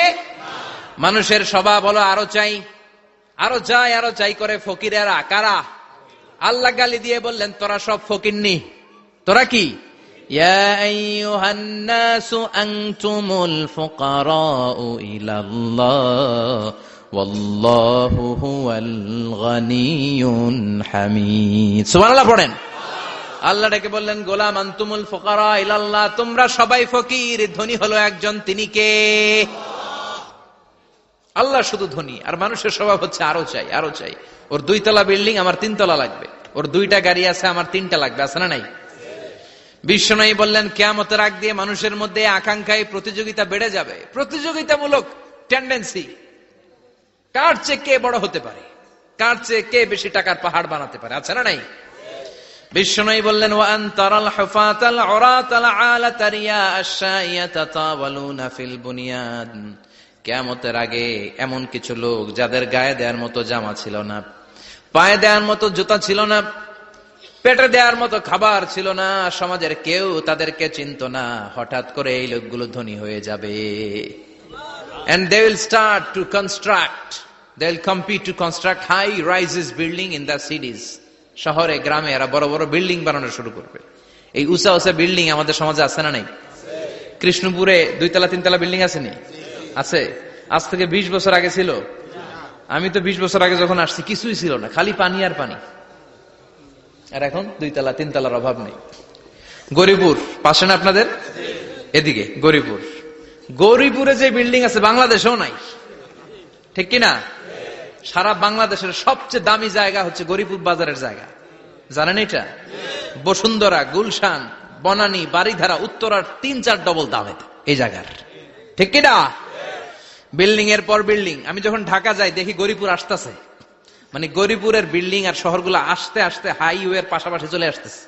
প্রতি বছর আইসা দেখি কিছু আগাইছে, 2-3 বছর পরে এইটা একেবারে হাইওয়ের সাথে চলে আসবে। খেয়াল করছেন? ঢাকা যাওয়ার সময় গরিপুর আগাইতেছে, খালি গরিপুরের বিল্ডিং, গরিপুরের শহর আগাতে আগাতে আগাতে ঢাকা চট্টগ্রাম মহাসড়কের কাছাকাছি চলে আসছে। এই যে বিল্ডিং বানানোর প্রতিযোগিতা। কুমিল্লা শহরে আজ থেকে 20-25 বছর আগে 5 তলা 6 তলা একটা বিল্ডিং ছিল না, এখন 10 তলা 20 তলা। আছে না নাই? ঢাকায় আজ থেকে 20 বছর আগে 10 তলা বিল্ডিং খুঁজে পাইতেন আপনি? নাই। গোটা বিশ্বব্যাপী এখন টাওয়ার বানানোর প্রতিযোগিতা। বিশ্বনবী বললেন এদের কোনো টাকা ছিল না। পৃথিবীর সবচেয়ে বড় টাওয়ার এখন আরব দেশে, এদের কোনো টাকা ছিল না। আরব দেশের সৌদি আরব, কাতার, কুয়েত, বাহরাইন এখন স্বর্ণ আর তেলের খনি পেয়ে আল্লাহরে ভুলে যায়। এদের খাওয়ার মতো কিছু ছিল না। এদেরকে আমার দাদারে শুনতাম বলতো কাবলিওয়ালা, বলতো কি বলতো? এদেশে আসতো জায়নামাজ, তসবিহ ছড়া, খেজুর টেজুর বিক্রি করার জন্য। এরা জেলে পাড়ার লোক ছিল। আরব সাগরের তীরবর্তী এলাকার মানুষ, সাগরের মাছ মেরে এরা জীবন ধারণ করতো। আল্লাহ এদেরকে তেলের খনি দিলেন, গ্যাসের খনি দিলেন, এখন তারা বড় বড় টাওয়ার বানায়, আছে না নাই? বুর্জ আল খলিফা, কি উঁচা বিল্ডিং, 828 মিটার উঁচু। জেদ্দা আছে 1000 মিটার উঁচু কিংডম টাওয়ার। তাইওয়ানে আছে তাইপেডাং টাওয়ার 101 তলা। মালয়েশিয়া আছে পেট্রোনাস টুইন টাওয়ার 88 তলা। চায়নাতে আছে সাংহাই টাওয়ার, একটার পর একটা টাওয়ার। প্রতি বছর অ্যানাউন্স করতেছে যে ওদেরটা আছে আমাদেরটা বড় বানাবো। কাতার কয় ওরা বানাইলে আমরা পারবো না কেন, আমরা বানাবো আরো বড়, আছে না নাই? শাগালাত কুমুত তাকাসুর, যে আরো লাগবে, আরো বড় হতে হবে, এই টেন্ডেন্সি মানুষকে আখিরাত থেকে একেবারে গাফেল বানিয়ে দিয়েছে। চিল্লায় বলেন ঠিক কিনা? টাকার পাহাড় বানাতে চায়, দরকার থাকলেও চায়, না দরকার থাকলেও চায়। বর্তমান পৃথিবীর সবচেয়ে ধনী লোকটার নাম জানেন কি নাম? হ্যাঁ, বিল গেটস। ওর যে কত টাকা ও নিজেও জানে না। ওর পকেট থেকে যদি $100 একটা বান্ডিল পড়ে যায়, এটা তুলতে ওর যত সময় লাগবে, ও না তুলে যদি হেঁটে, যে আইডিয়া নিয়ে হাঁটতেছিল ওইটা নিয়ে হাঁটে, ওদিকে আরো বেশি ইনকাম হয়ে যাবে। এত টাকা তার, এটা তোলার সময় তো তার নাই। ওয়ারেন বাফেট নাম শুনছেন? হাজার হাজার কোটি ডলারের মালিক। Prince Walid bin Talal, Saudi ধনকুবের নাম শুনেছেন? ওর একটা বিমান আছে, প্রাইভেট জেট প্লেন। এই বিমানটার 70% মেড অফ গোল্ড। বিমানের 70% স্বর্ণ দিয়ে বানানো। গত কয়েক বছর আগে আমি ব্রুনাই গিয়েছিলাম। ব্রুনাইয়ের সুলতানের নাম হাসান আল বালখিয়া। উনি একটা প্যালেস আরবিতে বলে কাসার, মানে হচ্ছে রাজপ্রাসাদ। পৃথিবীর সবচাইতে বড় রাজপ্রাসাদ ব্রুনাইতে বান্দার সিরি বেগাওয়ানে অবস্থিত। আমি গিয়েছি ওখানে। প্রায় 1800 থেকে 2000 কক্ষ আছে ওই প্যালেসে, রাজপ্রাসাদে। ওই রাজপ্রাসাদের টয়লেটের কমোড গুলো মেড অফ গোল্ড, স্বর্ণ দিয়ে বানানো। নাউজুবিল্লাহ পড়বেন না? এই হাসান আল বালখিয়া নিজে বিমান চালায়। ওর সংগ্রহে 500টা রোলস রয়েস লাক্সারিয়াস কার আছে। 500 রোলস রয়েস। গুগল ইউটিউব যারা করেন সার্চ দিলে দেখবেন ওর কি পরিমাণে গাড়ি। রোলস রয়েস গাড়ি হচ্ছে one of the luxurious car in the world. Car ব্র্যান্ডের মধ্যে যত দামি কার ব্র্যান্ড আছে, এর মধ্যে রোলস রয়েস একটা, যেগুলোর দাম কমসে কম এদেশের টাকায় 8 কোটি থেকে 10 কোটি টাকা। আচ্ছা বললেন, এই গাড়িগুলো যারা হাই প্রোফাইলের ভিআইপিস, তারা ফ্যামিলির সবাইকেও যদি একটা করে গাড়ি দেয়, একজনের কয়টা গাড়ি দরকার? 5টা, 10টা, 20টা। ধরলাম যে 20টা গাড়ি লাগবে ওনার। 500 গাড়ি দিয়ে উনি কি করবে? তার সংগ্রহে 500টা রোলস রয়েস। স্বর্ণেরও গাড়ি আছে, তার স্বর্ণের পালঙ্ক আছে, আমি দেখে এসেছি। পোরশে, ফারারে, লাম্বরগিনি, এই টাইপের যে ব্র্যান্ড গুলো আছে, অভাব নাই। তার মানে আছে, যার বেশি চায় তত বেশি। চিৎকার করে বলেন ঠিক কিনা? এজন্য আল্লাহ বললেন, আলহাকুমুত তাকাসুরু হাত্তা যুরতুমুল মাকাবির। দুনিয়ার লোভ তোমাদেরকে আখিরাত থেকে গাফেল বানিয়ে দিয়েছে। দুনিয়ার লোভ লালসার মধ্যে পড়ে আখিরাতকে বেমালুম তোমরা ভুলে গিয়েছো। এই গাফলতি কোনোদিন কমবে না যতদিন না তোমরা কবরে ঢুকো। ঠিক কিনা? সম্পদ উপার্জনে ইসলাম বাধা দেয় না, কিন্তু সম্পদ হৃদয়ে স্থান দেয়া যাবে না। সম্পদ উপার্জন করতে হবে, খরচ করে ফেলতে হবে। বেশি সম্পদশালী হতে হলে আল্লাহর সন্তুষ্টির জন্য যাকাত দিতে হবে। কে দিতে হবে? দে যাকাত, দে যাকাত, তোরা দে রে যাকাত, তোর দিল খুলবে পরে, আগে খুলো খাত। দে যাকাত, দে যাকাত, তোরা দে রে যাকাত। ঠিক কিনা? দিল পরে খুলবে, আগে হাত খোলেন। হাত খুললে দেখবেন দিলটারে খুলে দিয়েছে কে? সাইয়েদনা মুসা আলাইহিস সালামের জামানায় ওনার চাচাতো ভাই ছিল মিশরের সবচাইতে বড় ধনী, যাকাত দেয় নাই। তার কি করুণ পরিণতি হয়েছে কোরআনে আছে না নাই? এত সম্পদ ছিল, তার সম্পদগুলো সে সিন্ধুকে আটকে রাখতো। আর এই সিন্ধুকের চাবিগুলো আলগানোর জন্য, কাঁধে নেওয়ার জন্য 10 জন লোক লাগতো। সিন্ধুক কাঁধে নেওয়ার জন্য, সিন্ধুকের চাবির গোছা কাঁধে নেওয়ার জন্য কয়জন? তাহলে কি পরিমাণ সম্পদ ছিল? সাইয়েদনা মুসা বললেন, সম্পদের মালিক তুই হস নাই, আল্লাহ বানাইছে। কারণ বলে, ইন্নামা উতীতুহু আলা ইলমিন ইনদি, আল্লাহ আমারে সম্পদ দেয় নাই, আমি আমার মেধা খাটিয়ে সম্পদ বানিয়েছি। যাকাত আমি দিব না। মুসা বললেন, তাহলে আযাবে পড়বি। কারণ কয় পারলে আযাবান, পারলে আযাবান। আল্লাহ বললেন, ফাখাসাফনা বিহি ওয়া বিদারহিল আরদ, ও মুসা নিরাপদ দূরত্বে চলে যাও, এখনই ভয়ঙ্কর ভূমিকম্প হবে, আযাব দেব। কারণ সহ কারণের সব সম্পদ আমি জমিনের ভেতরে ঢুকায়া দেব। আমি নিজে কারণের বাড়ি দেখে এসেছি। মিশরের রাজধানী কায়রো থেকে প্রায় 150 কিলো দূর একটা জেলা আছে, ফায়ুম জেলা। ওইখানে কারুনকে আল্লাহ তার সব সম্পত্তি সহ মাটিতে দাবিয়ে দিয়েছেন। দাবাতে দাবাতে হাঁটু পর্যন্ত যখন কারুন জমিনে দেবে যায়, ভাবছে উঠে যাবে। কোমর পর্যন্ত যখন মাটির মধ্যে দেবে যায়, ভাবছে উঠতে পারবে। গলা পর্যন্ত যখন দেবে যায়, হাত তুইলা কয় আমি ঈমান আনলাম। ও মুসা, সব সম্পদ তোর আর তোর আল্লাহর, লইয়া যা, খালি আমারে বাঁচা, আমারে। সব গাদ্দারদের একই পরিণতি। ফেরাউনরেও যখন আল্লাহ লোহিত সাগরে পানি খাওয়াতে খাওয়াতে পেটটা এত বড়, হাত তুলা কয় আনা মিনাল মুসলিমিন, আমি মুসলমান, আমি ভালো মানুষ। আল্লাহর কোরআন সাক্ষী, সে বলেছে আনা মিনাল বনি ইসরাইলরা যে আল্লাহরে মানে, আমিও তারে মানি, আমিও আল্লাহর দলের একনিষ্ঠ কর্মী। আর পানি খাইতে পারি না, আল্লাহ বাঁচাও। আল্লাহ কয় আরো খা। শেষ, ফেরাউন শেষ, নমরুদ শেষ, কারুন শেষ। পুরো সম্পদ সহ আল্লাহ কারুনকে জামিনের ভেতরে দাবিয়ে দিলেন। এজন্য সম্পদ যাদের বেশি, জাকাত দেওয়ার দরকার আছে না নাই? দারিদ্রতা বিমোচনের জন্য জাকাত দিবেন। জাকাতের শাড়ি লুঙ্গি এইভাবে না, অনেকে কিন্তু দেয় জাকাতের শাড়ি, জাকাতের লুঙ্গি, জাকাতের গামছা, এরকম ডাকাইত আছে না নাই? বাংলাদেশে এমনও হয়েছে জাকাতের শাড়ি দিবে বলে সে পত্রিকায় নিউজ করেছে, আর ওই শাড়ি আনার জন্য শাড়ি দিবে 5,000, মানুষ এসেছে 5 লক্ষ। পদপৃষ্ঠ হয়ে 11 জন নারী এক জায়গায় মারা গিয়েছে। কিয়ামতের দিন আল্লাহ বিচারের কাঠগড়ায় এই বিজনেস ম্যাগনেটকে দাঁড়িয়ে সেদিন জিজ্ঞাসা করবে যে কেন তুই এদেরকে কষ্ট দিয়েছিলি? চিল্লা এখন ঠিক কিনা? এদের মৃত্যুর দায়ভার এই শিল্পপতি এড়াতে পারবে না। জাকাতের শাড়ি, জাকাতের লুঙ্গি বিতরণের জন্য আল্লাহ তোমারে ধনী বানায় নাই। ধনীদের দায়িত্ব হলো গরিবের হাতে সম্পদ পৌঁছে দেয়া। ও ফি আমওয়ালিহিম হাক্কুন লিসাইলি ওয়াল মাহরুম। গরিব আমার কাছ থেকে সম্পদ আর জাকাত নিয়ে সে আমার প্রতি করুণা করেছে। আমি জাকাত দেই বলে আমি কোনো দয়া দেখাই নাই। কথা বুঝতে পেরেছেন? আইডিয়াটা ক্লিয়ার করে নেন। জাকাত দেয়া আমার জন্য কি? কথা বলেন, ফরজ। আর যে জাকাত নেয় তার জন্য জাকাত খাওয়া কি ফরজ? আমি গরিব মানুষ, আমি জাকাত খাবো না, না খাইয়া থাকুম, রোজা রাখুন। কথা কন, আমার যে জাকাত নেওয়া লাগবে এমন কোনো কথা নেই, কিন্তু আমি যে ধনী আমার দিতেই হবে, এটা ফরজ। তার মানে আমি দিয়ে আমি দয়া করি নাই, ও নিয়ে আমারে বাঁচাইয়া দয়া করে গেছে।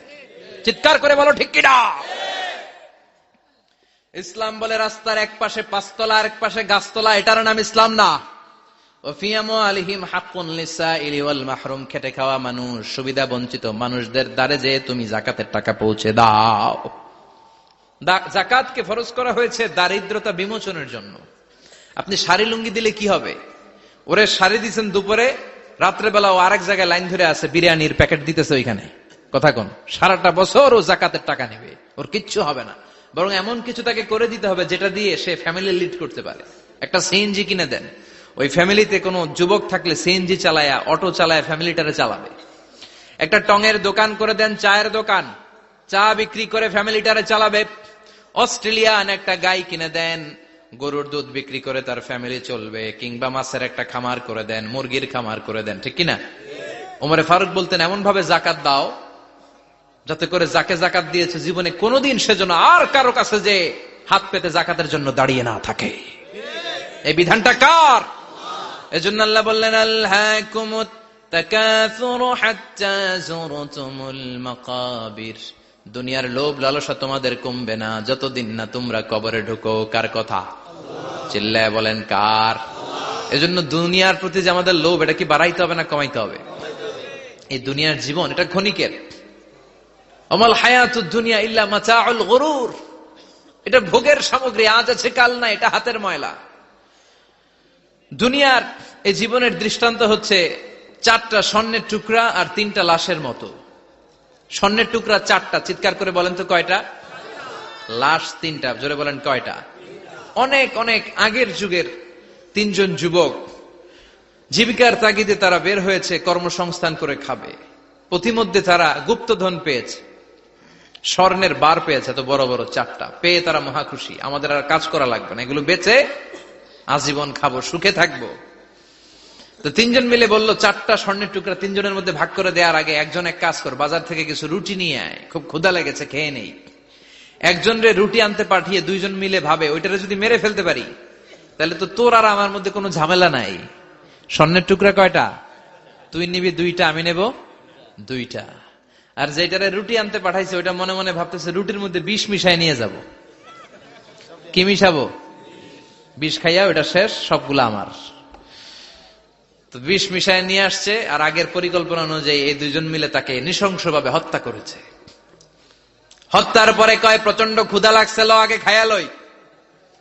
দুইজন মিলে বাজার থেকে আনা বিষ মাখানো রুটি খেয়ে ওই দুইটাও শেষ। স্বর্ণের জায়গায় স্বর্ণ পড়ে আছে, স্বর্ণগুলো নেয়ার মতো মানুষ আর নাই, ঠিক কিনা? এজন্য মানুষের এই চাহিদা কমবে না। বিষ্ণু বলেন, লাউ আন্না লিকুল্লি ইবনে আদম ওয়াদিয়ান মিন যাহাব আহাব্বা আই ইয়াকুনা ইলাইহি ওয়াদিয়ান। আল্লাহ প্রত্যেককে, আমাদের প্রত্যেককে যদি একটা করে স্বর্ণের পাহাড়ের মালিক বানিয়ে দেয়। কয়টা করে পাহাড় দেখছেন কোনদিন? কই দেখছেন? চিটাং গেছিলেন? এই চট্টগ্রামে গেলে দেখা যায় কি পাহাড়। এই একটা পাহাড় স্বর্ণের, এক একটা স্বর্ণের পাহাড়ের মালিক যদি আমাদের এক একজনকে বানায় দেওয়া হয়, এরপর আমরা চাবো আরেকটা স্বর্ণের পাহাড়ের মালিক কেমন করে হওয়া যায়। আচ্ছা বলেন তো, একটা স্বর্ণের পাহাড় আমার 14 পুরুষ বিক্রি করে খাইলেও শেষ করতে পারবো এটা?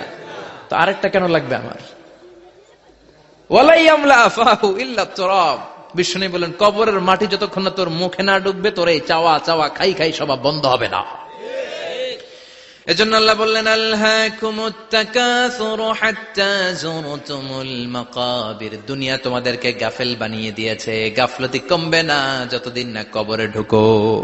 কবরে ঢুকা লাগবে, কবরে ঢুকা লাগবে না? কবরে আমাদেরকে যেতেই হবে, যেখানেই থাকেন। কবরের প্রশ্ন আছে না নাই? অনেকে বলে, হুজুর বিমান হামলায় মারা গিয়েছে, বিমান জ্বলে পুড়ে ছাই হয়ে গিয়েছে, তার কবর কোথায়? তার আত্মাটা যেখানে আছে ওই জায়গায় প্রশ্ন আছে না নাই? অনেকে বলে, হুজুর সাগরের মধ্যে পড়ে মারা গিয়েছে, তিমি মাছ খেয়ে ফেলেছে, তার কোনো অস্তিত্ব নাই, কিন্তু তার রুহুটা আছে না নাই? প্রতিটা রুহু সংরক্ষণ করে কে?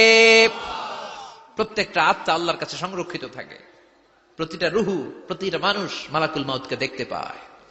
আপনিও দেখবেন, আমিও দেখব।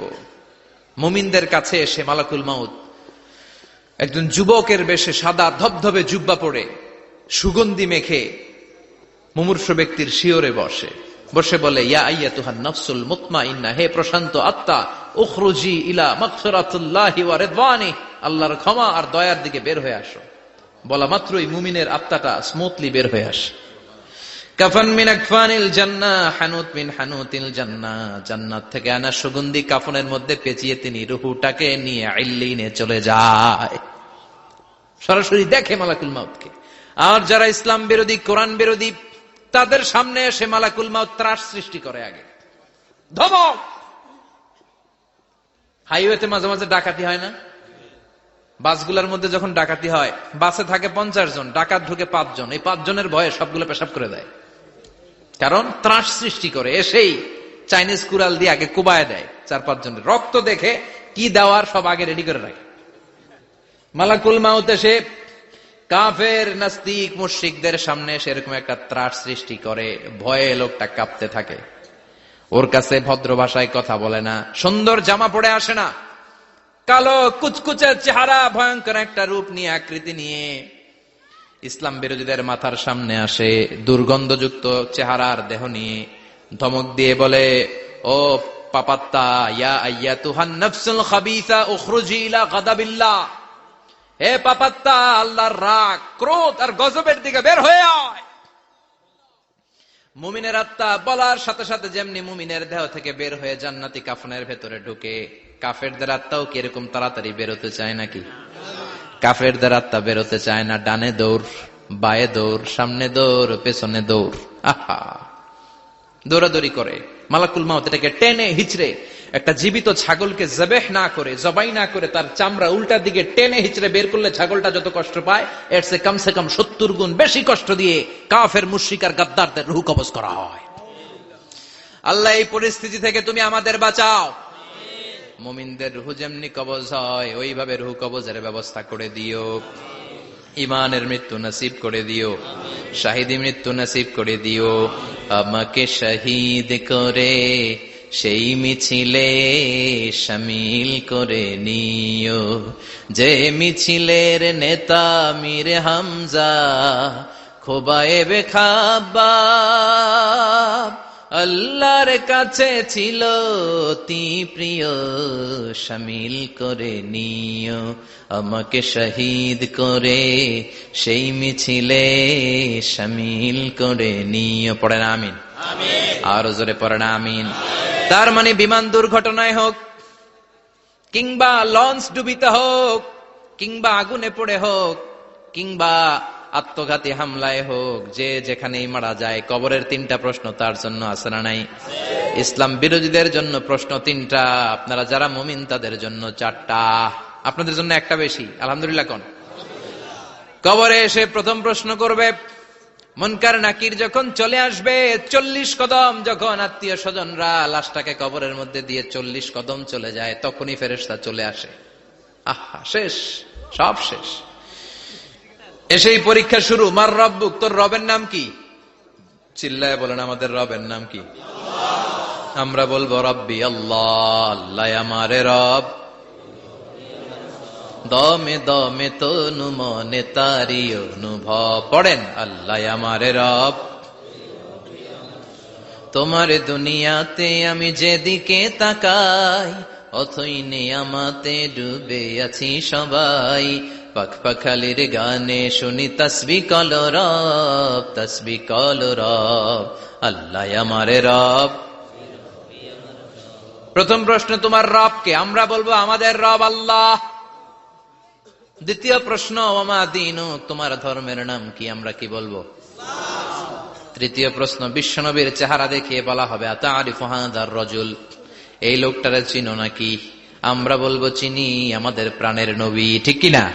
চাঁদের চেয়ে সুন্দর তুমি নবী আমার কমলিহিওয়ালা, দু জাহানের বাদশাহ তুমি প্যারা নবী সাল্লে আলা, চাঁদের চেয়ে সুন্দর তুমি নবী আমার কমলিহিওয়ালা। ঠিক কিনা? 3টা প্রশ্নের যথাযথ উত্তর যখন দিয়ে দিলেন, আপনার জন্য অতিরিক্ত আরেকটা প্রশ্ন করা হবে, ওয়ামা ইলমুক, তোমার নলেজ কি? 3টা প্রশ্নের উত্তর যে তুমি করতে পারলা, কিভাবে পারলা, কেমনে জানলা? নকল করে বলছো নাকি জেনে বুঝে আসছো? নকল হয় না? এখন তো পরীক্ষা চলতেছে বোধহয়। কি পরীক্ষা? এসএসসি পরীক্ষা। নকল হয়? কৃষ্ণপুরে নকল নাই না? এখন মনে হয় এগুলো একটু কমছে। একটা সময় ছিল অনেক নকল হইতো।